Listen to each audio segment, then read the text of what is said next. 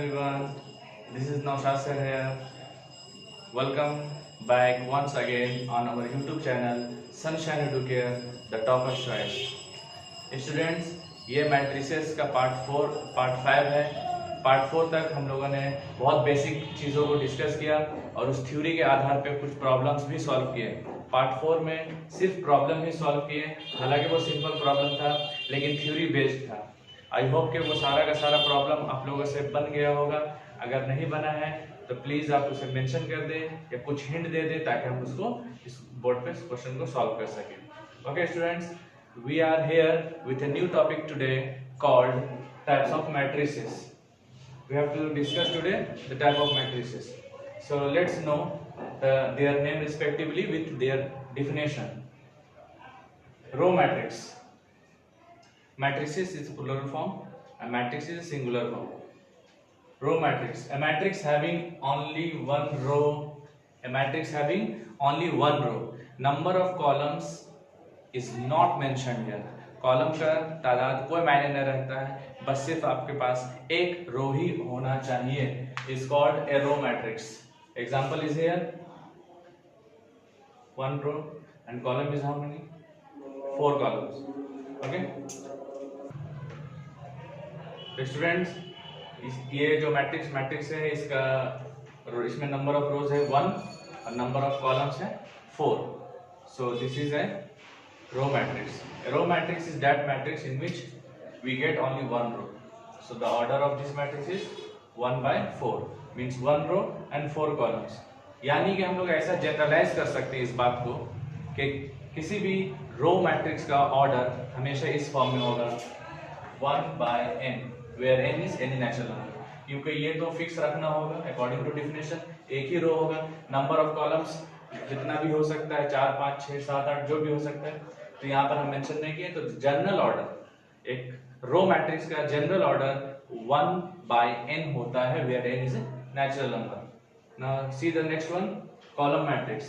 A matrix having only one column, same as actually the name is given on the basis of this. नाम ही इस बुनियाद पे दिया गया है कि 1 रो है तो रो मैट्रिक्स, 1 कॉलम है तो कॉलम मैट्रिक्स। यानी कि इसमें नंबर ऑफ रोज लिमिटेड, कोई रिस्ट्रिक्शन नहीं है कि इतना होना चाहिए, बस रिस्ट्रिक्शन एक चीज पे, कॉलम एक ही होना चाहिए। सो let's see the example, 3 rows 1 column, 3 rows 1 column, so it is 3/1 column matrix. It is a 3/1 column matrix. So we can generalize its order also. हम लोग इसका भी ऑर्डर को जनरलाइज कर सकते हैं कुछ इस तरह से, n/1. Row is not fixed, but it is sure that it is a natural number, and column is fixed 1. Next comes zero matrix.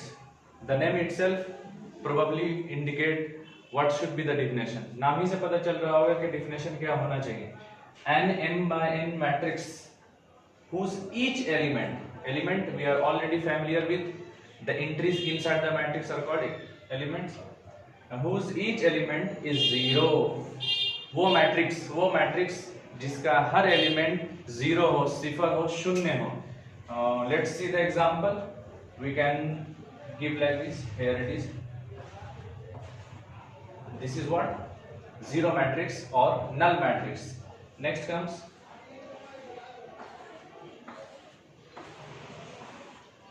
there is no general way or there is no general order for zero matrix. मतलब zero matrix का order का कोई generalise form नहीं है, जैसे रो का ये वाला है, कॉलम का ये वाला है, तो इसका कोई जनरलाइज फॉर्म नहीं है। यहाँ पर number of rose, number of columns बराबर भी हो सकता है और ना बराबर भी हो सकता है। यानी कि 2 rows 2 columns both are equal, 2 rows but 3 columns. So here number of rows and number of columns are not equal, but here we see they are equal. So I hope कि आपको ये तीनों डिफिनेशन समझ में आया होगा। आप note down कर लें जरूर।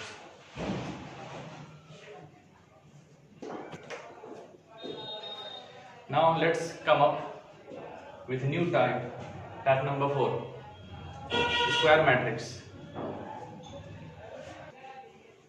Now let's see the 4th type, square matrix. A matrix in which number of rows equals number of columns, means number of रोज और नंबर ऑफ कॉलम्स बराबर होगा, ठीक है ना। जैसे 5 रोज तो 5 कॉलम्स, 3 रोज तो 3 कॉलम्स, इस तरह का। जैसे example of is called a square matrix. Square का मतलब ये होता है, आप ज्योमेट्री में जाके देखेंगे तो एडजेसेंट साइड जहां पे बराबर हो, length is equal to breadth. A rectangle for which length is equal to breadth is called a square, is a square matrix. Its order is denoted by n। अब हम लोग अगर ऑर्डर लिखे किसी स्क्वायर मैट्रिक्स का तो हम लोग कैसे लिखेंगे, n बाय n और m बाय m। तो सिंपली दोनों को एक बार सिंपल एक लैंग्वेज में लिखते हैं, सिर्फ n लिखते हैं, n। Okay, let's see the example. 2 rows 2 columns identified as a square matrix, 3 rows 3 columns again a square matrix. Now 1 row and 1 column, it is also a square matrix. So simply we can write the order. A is a square matrix of order 2, like we have mentioned, its order is denoted by n. So we can say that A is a matrix of order 2 instead of saying 2 by 2. 2 by 2 बोलने के बजाय हम लोग 2 बोल देंगे। The B is a square matrix of order 3, C is a square matrix of order 1. Now before we discuss the fifth type, we have to know this terminology. This is what diagonal elements. Let's know what are diagonal elements. एक बात और बताते हैं आप लोगों को कि diagonal elements का कनेक्शन एक स्क्वायर मैट्रिक्स से है। You cannot find it in a rectangular matrix. Sir अगर स्क्वायर मैट्रिक्स में लेंथ ब्रेथ रोज और कॉलम्स बराबर होता है तो रेक्टेंगुलर मैट्रिक्स क्या होगा, तो रेक्टेंगुलर मैट्रिक्स जो होगा जिसमें लेंथ और नंबर ऑफ रोज और नंबर ऑफ कॉलम्स बराबर नहीं होगा, वो मेरा कहला गया रेक्टेंगुलर मैट्रिक्स। ओके, जैसे अभी अब इससे पहले क्लिप में आप देखे होंगे जीरो मैट्रिक्स का एग्जांपल दिए थे। तो जीरो मैट्रिक्स में नंबर ऑफ, पहला एग्जांपल में 2 रोज और 2 कॉलम्स था जो कि एक स्क्वायर मैट्रिक्स था, जबकि उसी का दूसरे एग्जांपल में 2 रोज और 3 कॉलम्स था, तो वो एक रेक्टेंगुलर मैट्रिक्स का एग्जांपल है। So a zero matrix may be a square matrix और may be a rectangular matrix. Now let's see the diagonal element. This term is associated with square matrix only. This term diagonal elements is associated with square matrix only. So the elements Aij of a square matrix और ये matrix square matrix को कैसे दिखाया जाता है, compact form में दिखा दी। ये तो एलिमेंट है ना अंदर वाला, और जब ब्रैकेट लगा देंगे तो क्या हो गया, मैट्रिक्स बन गया। और यहाँ पे ऑर्डर बजाय n बाय n के n लिखे, क्योंकि हम लोग पहले मेंशन कर दिए हैं। तो स्क्वायर मैट्रिक्स का वो सारा एलिमेंट्स फॉर विच, भाई दम यहाँ पर है, दम यहाँ पर है, for which i is equal to j। This is the mathematical definition. आपको मैथमेटिकल डेफिनेशन सीखना होगा ताकि आपको क्वेश्चन समझ में आए। तो वो सारा एलिमेंट, जैसे टाइटल से पता चल रहा होगा डायगोनल एलिमेंट्स, तो ये एलिमेंट ही है, ये तो मैट्रिक्स नहीं है। तो एलिमेंट किस टाइप का एलिमेंट, तो जिसके लिए i और j बराबर हो। सर कहाँ समझ में नहीं आया अभी तक, no problem, let's see here. i is 1, j is 1 means i is equal to j। i और j बराबर है, सही बात है। 2 2 i is equal to j, यानी i भी 2 है, j भी 2 है। a 3 3, यहाँ i भी सेम है और j भी सेम, i j दोनों सेम है।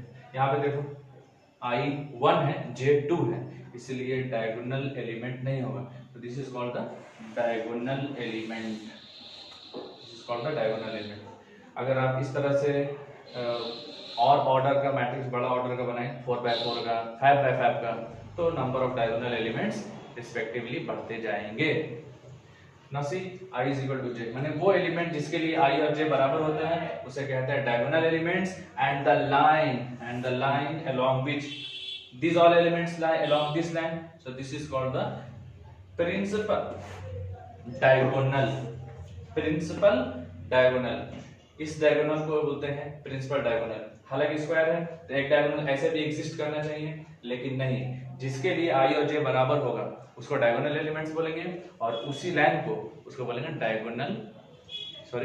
प्रिंसिपल डायगोनल बोलेंगे। ओके, तो आई होप कि ये टाइप भी आपको समझ में आया होगा। और याद रखें डायगोनल एलिमेंट टाइप नहीं है, ये फिफ्थ टाइप पढ़ने के लिए समझ रहे हैं। सो डायगोनल एलिमेंट ऐसे आप बना सकते हैं। अब आप 2x2 ऑर्डर का मैट्रिक्स जनरल रिप्रेजेंटेशन बनाएं, उसका डायगोनल मैट्रिक्स को इसी तरह से इंडिकेट कर दें। 4x4 का बनाएं, 5x5 तक, बस 5x5 तक का बनाएं और डायगोनल एलिमेंट को नोट कर दें, आइडेंटिफाई करें by seeing I is equal to j. So note it down.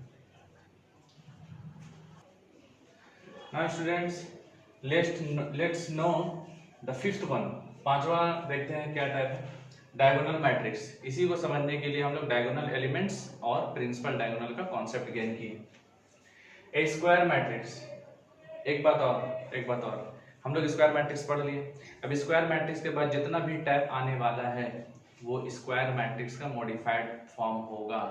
जैसे देखेंगे हम लोग आगे हल करके आपको ऑब्जर्व भी करवाएंगे। ए स्क्वायर मैट्रिक्स मतलब एक डायगोनल मैट्रिक्स को डायगोनल होने से पहले उसको स्क्वायर मैट्रिक्स होना पड़ेगा। मतलब स्क्वायर मैट्रिक्स पहला क्राइटेरिया है उसको पार, क्योंकि एक स्क्वायर मैट्रिक्स ही डायगोनल मैट्रिक्स हो सकता है, एक रेक्टेंगुलर मैट्रिक्स कभी नहीं हो सकता। Square matrix this is nothing but the general representation, the compact form. इसको बार बार बोले थे कि टॉपिक पढ़ेंगे तो लिखना पड़ेगा हम लोग को, इसलिए इसको समझ ही रहे हो क्या होगा।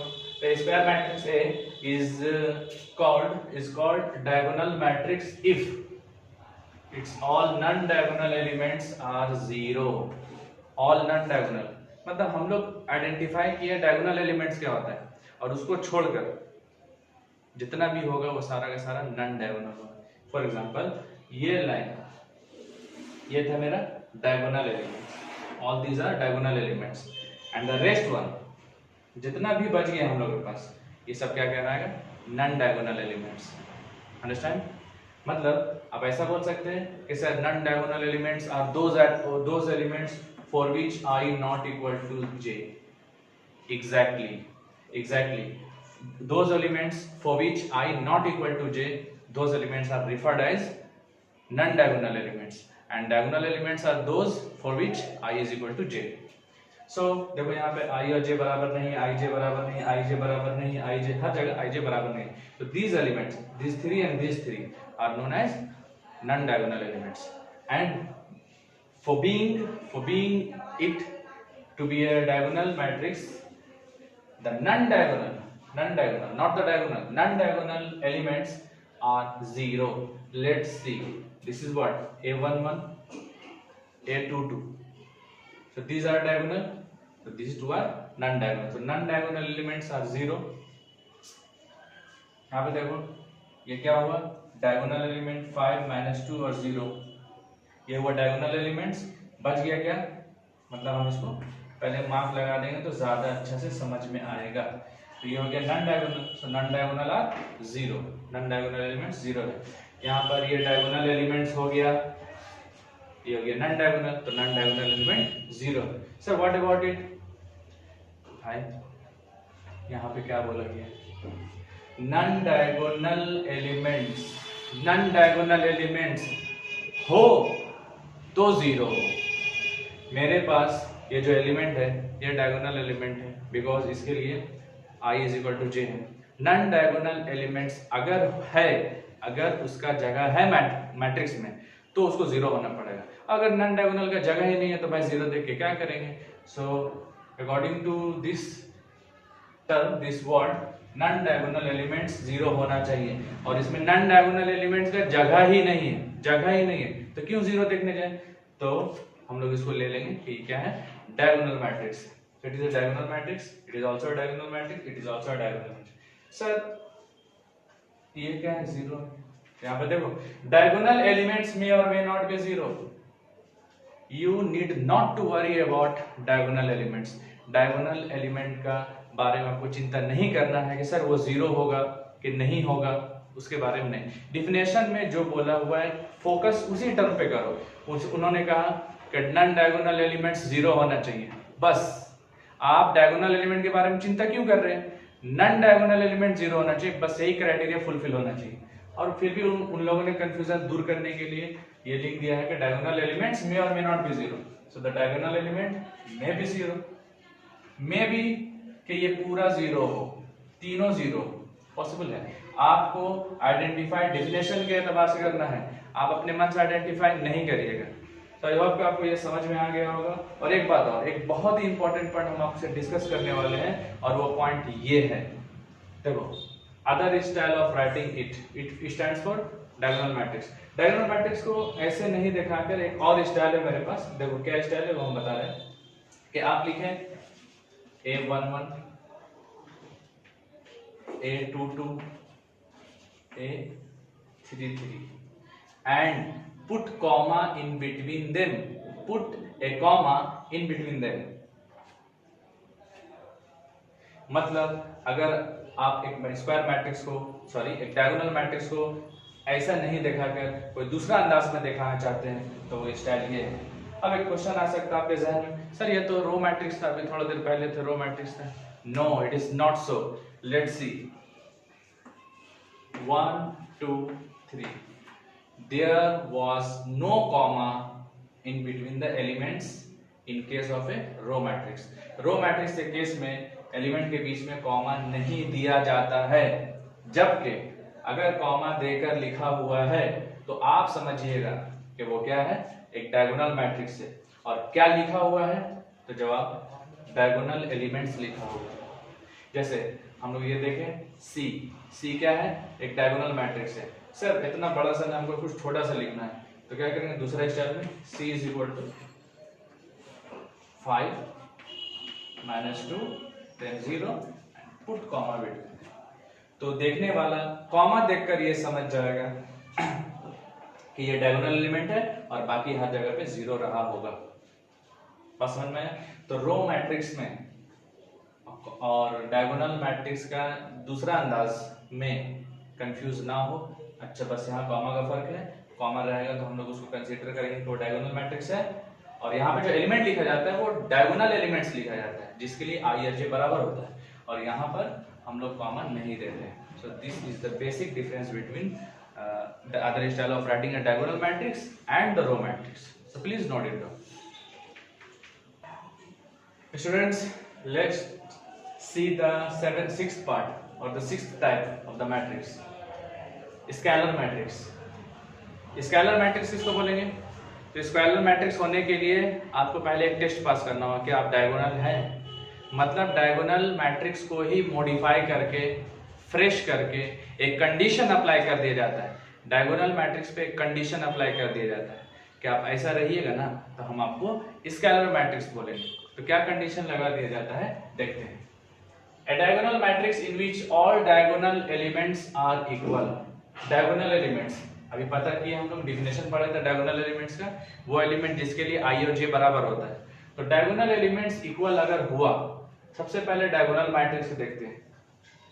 डायगोनल मतलब नन डायगोनल में 0 होना चाहिए है। अच्छा ये डायगोनल एलिमेंट हो तो नन डायगोनल में 0 होना चाहिए। तो ये भी डायगोनल मैट्रिक्स है, ये भी डायगोनल मैट्रिक्स है। इस बेचारे के पास नन डायगोनल एलिमेंट के लिए जगह ही नहीं है, तो हम इसको ना नहीं बोल सकते हैं। आप भी डायगोनल एलिमेंट, आप भी डायगोनल मैट्रिक्स में गिनती होगी। ये भी डायगोनल मैट्रिक्स है, ये भी डायगोनल मैट्रिक्स है, और मेरे पास ये भी एक डायगोनल मैट्रिक्स है, क्योंकि नन डायगोनल एलिमेंट 0 है। अब कंडीशन अप्लाई ये है कि डायगोनल एलिमेंट्स इक्वल होना चाहिए। देखिए यहाँ ये डायगोनल एलिमेंट्स इक्वल है, डायगोनल एलिमेंट्स इक्वल है, यहाँ पे डायगोनल एलिमेंट्स इक्वल है। सबसे पहले मैट्रिक्स को डायगोनल मैट्रिक्स होना होगा। डायगोनल मैट्रिक्स में डायगोनल एलिमेंट्स बराबर होना चाहिए। तो डायगोनल मैट्रिक्स में डायगोनल एलिमेंट्स इक्वल होना चाहिए।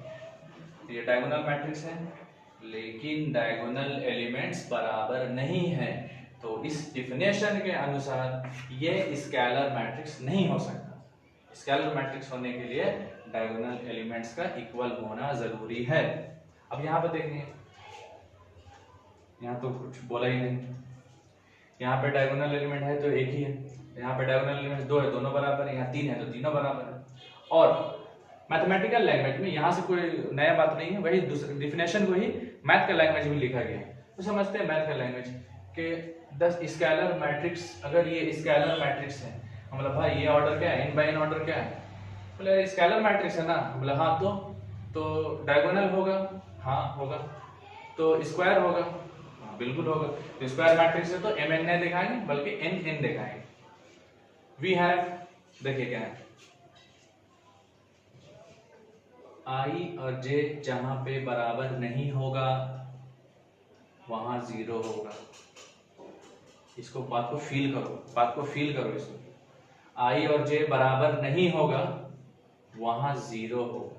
ए आई जे क्या, देखिए ये स्ट्रक्चर यानी ब्रैकेट के साथ मैट्रिक्स है, लेकिन ब्रैकेट को हटाकर सिर्फ ए आई जे को देखेंगे तो वो एलिमेंट है। तो ये एलिमेंट है। स्केलर मैट्रिक्स में जहां आई और जे बराबर नहीं होता है वहां जीरो होता है। सर सीधा बोलिए ना, डायगोनल मैट्रिक्स हो, ऑब्वियसली। देखिए यहां पर क्या होता है, ए 1 2 यानी आई और जे बराबर नहीं है, आई और जे बराबर नहीं है वहां पर जीरो है।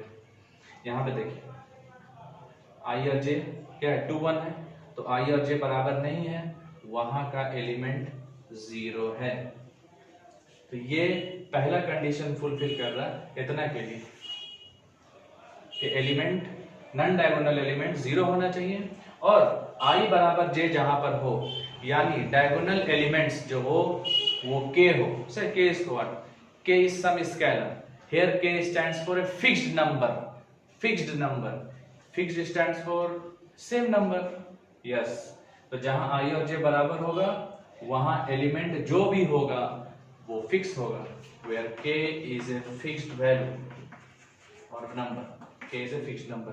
तो जहां आई और जे बराबर होगा वहां एलिमेंट एक फिक्स्ड वैल्यू होगा। जैसे यहाँ पे a11 है, आई जे बराबर है, तो यहाँ जो एलिमेंट है वो भी एलिमेंट यहाँ पर है। यहाँ पे देखो a11 5, a22 5, a33 5, यानी आई जे जहां पे होगा वहां एक सिंगल वैल्यू होगा और वो एक फिक्स्ड वैल्यू होगा। यहाँ पे देखो a11 1, a22 -1, सॉरी आप नहीं हो सकते क्योंकि यहाँ पे डिफिनेशन के खिलाफ जा रहा है। तो स्टूडेंट्स आई होप कि आपको स्केलर मैट्रिक्स का कॉन्सेप्ट समझ में आया होगा। और आपके लिए मेरा एक एडवाइस ये है कि आप इस साधारण भाषा को ना पढ़ा करें। साधारण आप अपर क्लास में जाइएगा या फिर जेई में, जेई एडवांस का जब तैयारी कीजिएगा, वेबजी का तैयारी कीजिएगा, तो आपको सिर्फ क्वेश्चन जो देगा वही सब भाषा में देगा। इसलिए ये सब भाषा नीचे वाला ये भाषा समझने की कोशिश करें, आई और जे का कॉन्सेप्ट गेन करने की कोशिश करें। So please note it down. Now let's know identity matrix.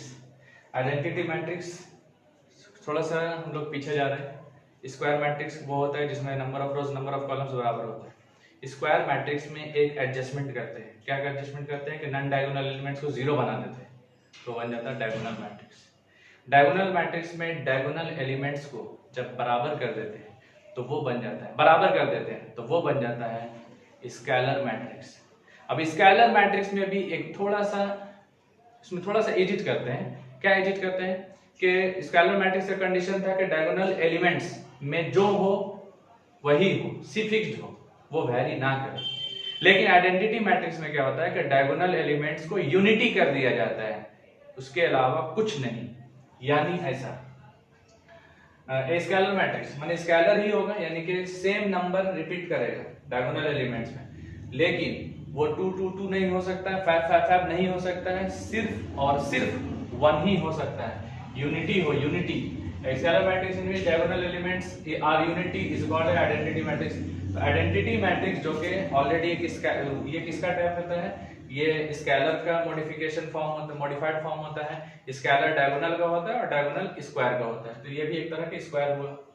अब इसमें देखा क्या जाता है, देखो डेफिनेशन, जहां आई और जे बराबर हो, सर सीधा बोलिए ना, डायगोनल एलिमेंट्स समझ जो डायगोनल एलिमेंट्स, तो डायगोनल एलिमेंट्स में केवल 1 ही होगा, and I not equal to J, यानी नॉन डायगोनल एलिमेंट्स में 0 होगा।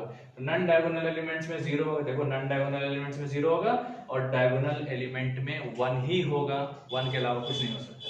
यहाँ देखो नॉन डायगोनल एलिमेंट्स 0 और डायगोनल एलिमेंट्स 1 ही है, और यहाँ तो पहले भी बात हम लोग कर चुके हैं। इसके अलावा इसका अलग एक नोटेशन, एक इसका फिक्स्ड नोटेशन आता है स्टूडेंट्स। जैसे ये मैट्रिक्स है आइडेंटिटी मैट्रिक्स, इसका ऑर्डर कितना है 3, तो इसके लिए हम लोग एक फिक्स्ड नोटेशन रखें I3। I stands for identity and 3 for its order. This is identity matrix, so we denote it by I. Its order is 2, and this is simply I, not I1, simply I. So I hope कि आपको ये you can give.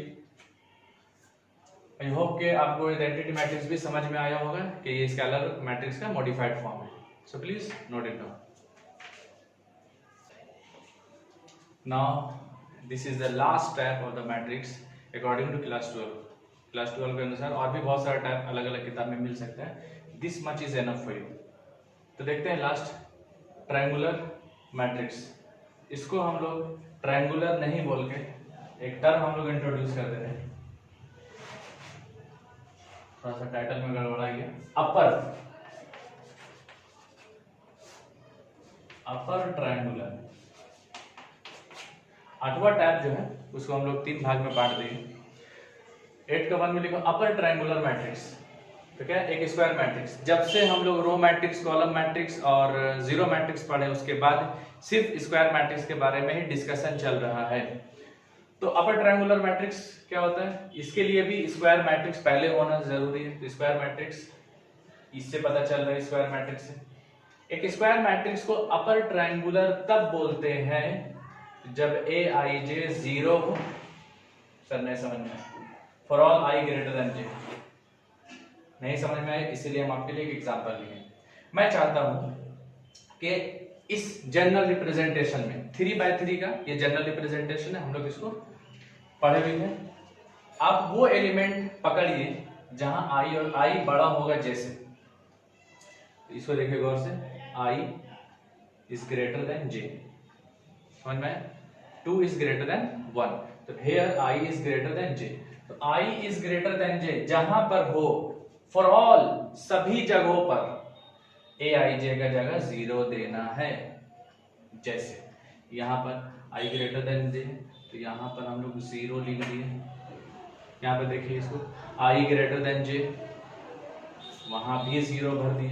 क्योंकि बोला है जहां पे I greater than j हो वहां पे एलिमेंट की जगह पर 0 भर दीजिए. यहाँ पे देखिए I ग्रेटर देन j है तो यहाँ पर भी 0 भर दिए.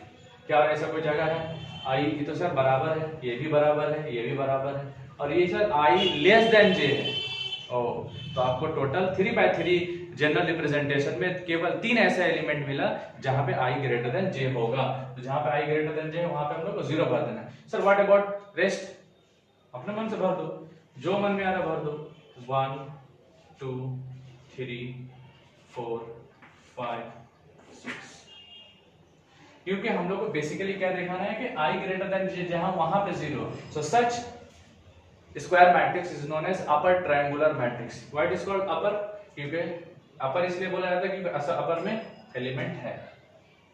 ऐसा नहीं कि यहाँ पे नीचे पे 0 है तो लोअर होगा. नीचे में 0 भरेंगे लेकिन नाम पड़ेगा अपर triangular matrix. Okay, now let's see what do you mean by lower triangular matrix. Sir छोड़ दीजिए हम लोग पे. क्यों? क्योंकि Aij आपको 0 भरना है for all I less than j. For all I less than j.